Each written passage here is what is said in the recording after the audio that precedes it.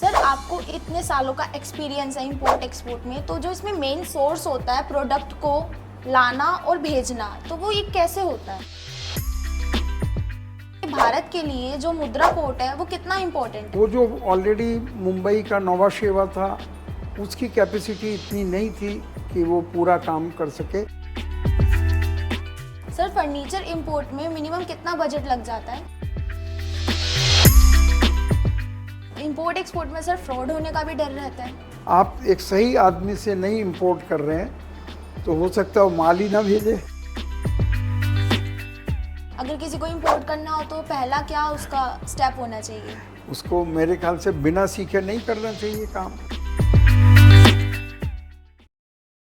Hello everyone, अगर आप भी इंपोर्ट एक्सपोर्ट का बिजनेस स्टार्ट करना चाहते हैं तो आपको पता होना चाहिए कि कंटेनर में माल कैसे आता है और कैसे जाता है। तो इस वीडियो में आज हम इसी बारे में बात करने जा रहे हैं और हमारे साथ है डॉक्टर अशोक गुप्ता किंकर सर, जिन्हें है 50 इयर्स का एक्सपीरियंस इंपोर्ट एक्सपोर्ट के बिजनेस में। 6 कंट्रीज में सर के खुद के एसोसिएट ऑफिस भी हैं, 26 कंट्रीज में सर ट्रैवल कर चुके हैं। तो आज हम इस वीडियो में सर से कुछ चीजें जानेंगे। सर बहुत बहुत नमस्कार। नमस्कार चेष्टा जी। सर आपको इतने सालों का एक्सपीरियंस है इंपोर्ट एक्सपोर्ट में, तो जो इसमें मेन सोर्स होता है प्रोडक्ट को लाना और भेजना, तो वो ये कैसे होता है?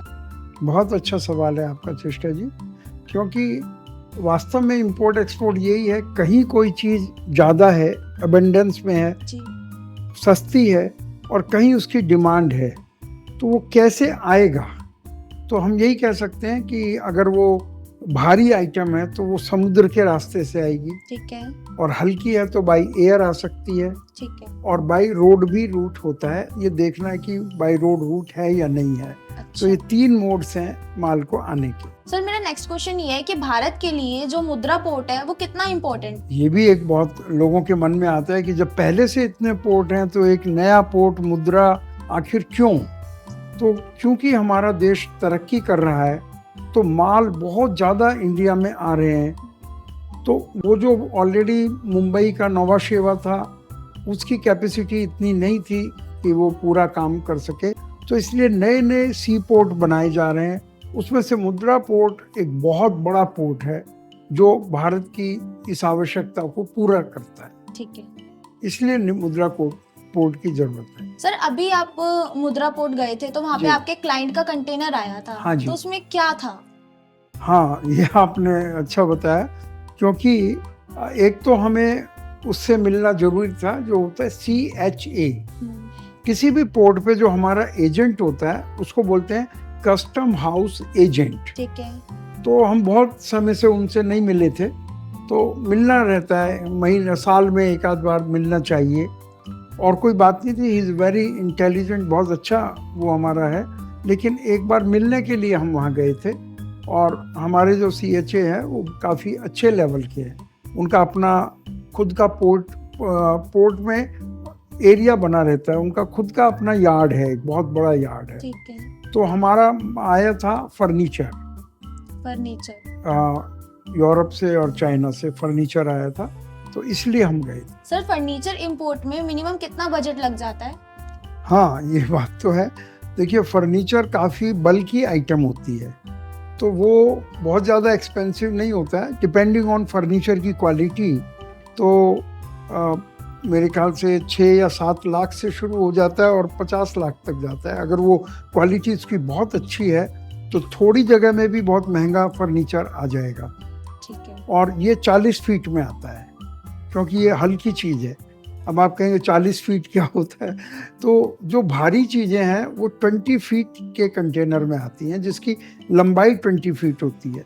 ठीक है। चौड़ाई और ऊंचाई सबकी बराबर होती है। चौड़ाई 8 फुट होती है, ऊंचाई 8.5 फुट होती है।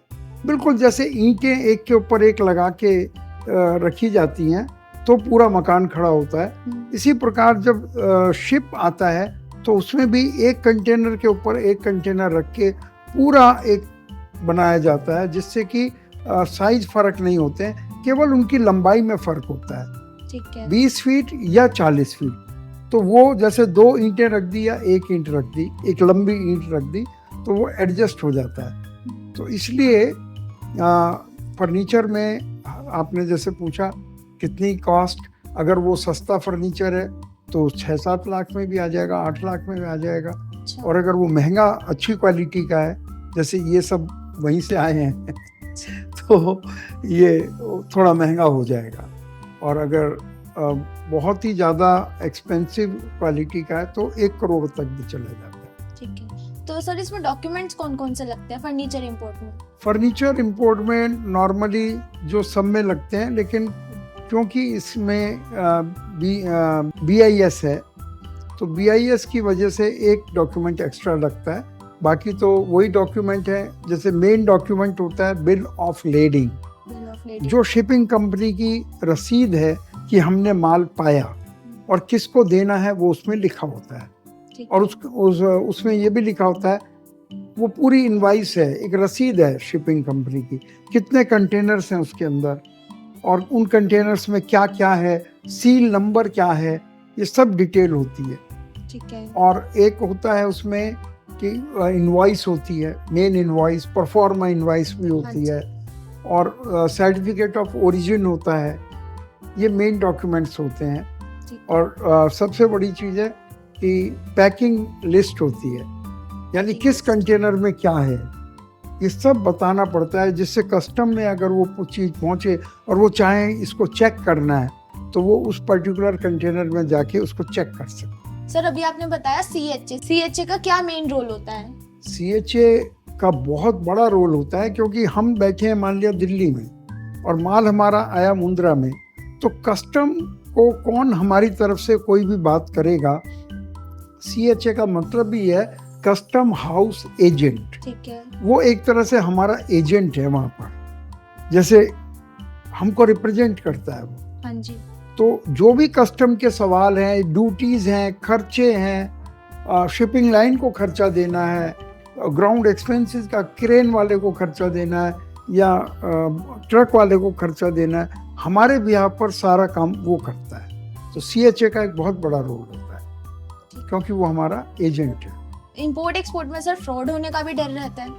हाँ बिल्कुल, अगर आप एक सही आदमी से नहीं इंपोर्ट कर रहे हैं तो हो सकता है वो माल ही ना भेजे, तो बहुत बड़ा फ्रॉड हो गया, या वो क्वालिटी अच्छी ना भेजे, ये भी एक फ्रॉड हो गया, या वो कम क्वांटिटी गलती हो जाए, ऐसा मान लेते हैं, तो वो फ्रॉड ही हो गया, और वो गलती नहीं मानेगा तो फ्रॉड माना जाएगा। और इस तरह से बहुत सारी सावधानियां हैं। कोई डॉक्यूमेंट उसने कम भेज दिया या गलत लिख दिया, इस तरह के बहुत से फ्रॉड हो सकते हैं। तो सर इसमें पेमेंट प्रोसेस क्या रहता है, अगर मान लो किसी क्लाइंट ने पहली पेमेंट कर दी और उसके साथ फ्रॉड हो गया तो? हाँ, ये बहुत बड़ी चीज़ है कि पहले पेमेंट उसी को करनी चाहिए जहां आपको फ्रॉड की गुंजाइश नहीं है, जहां आपको पूरा विश्वास है, और पेमेंट करने से पहले पेपर वर्क पूरा होना चाहिए। ठीक है। कि जो रसीद लेना है, देना है, और परफॉर्मा इनवॉइस में सब लिखा होना चाहिए कि वो पेमेंट बाद में दी जाएगी या पहले दी जाएगी।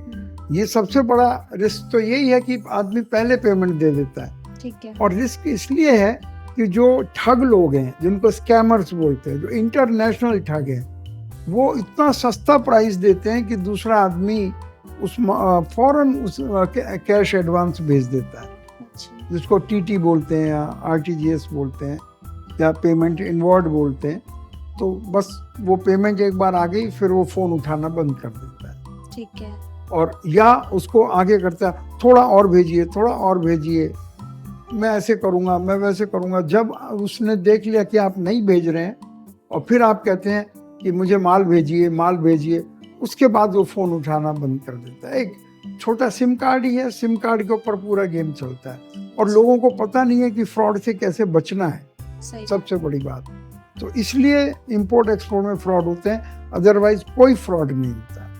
केवल फ्रॉड उन लोगों की वजह से होते हैं जिनको नॉलेज ही नहीं है, और जो बिना नॉलेज के काम शुरू कर देते हैं। अगर किसी को इंपोर्ट करना हो तो पहला क्या उसका स्टेप होना चाहिए? उसको मेरे ख्याल से बिना सीखे नहीं करना चाहिए काम, उसे पूरी प्रोसेस का पता होना चाहिए। अगर जेन्युइन वहाँ का सप्लायर है या इंपोर्टर है, तो जैसे ही आप बोलेंगे कि मुझे वो आप समझ जाएगा कि आपको काम नहीं आता है, तो जेन्युइन आदमी तो काम ही नहीं करेगा आपके साथ। सही बात। केवल फ्रॉड वाला आपके साथ आगे तक काम करेगा। तो आपने कहा जैसे कि पहले क्या करना चाहिए, पहले काम को सीखना चाहिए। मोटी मोटी बातें, स्टैंडर्ड ऑपरेटिंग प्रोसीजर, SOP सबको पता होना चाहिए कि पहले कब एडवांस देना है, किस डॉक्यूमेंट के अगेंस्ट एडवांस देना है, उसका बैंक कैसे चेक करना है यहाँ बैठे बैठे, उस आदमी की क्या गारंटी है। तो ये सब चीज़ों के बगैर इंपोर्ट एक्सपोर्ट नहीं करना चाहिए। इंपोर्ट एक्सपोर्ट बहुत अच्छा बिजनेस है। ठीक है। अब जब आपको ऑर्डर मिलने लगता है तो लाइन लग जाती है, लेकिन अगर आप बिना सीखे करेंगे तो उतना ही नुकसान भी आपको हो सकता है। अगर आप भी इंपोर्ट एक्सपोर्ट का बिजनेस स्टार्ट करना चाहते हो और सर से बात करना चाहते हो तो नीचे दिए गए नंबर पर आप कांटेक्ट करना। मैं आपकी खुद पर्सनल सर से बात कराऊंगी या आपके खुद क्वेश्चंस का जो आंसर है वो सर से वीडियो में जरूर पूछवाऊंगी। अगर आपको इंपोर्ट एक्सपोर्ट का बिजनेस स्टार्ट करना है तो नीचे दिए गए ग्रुप में ज्वाइन हो जाइएगा। Thank you.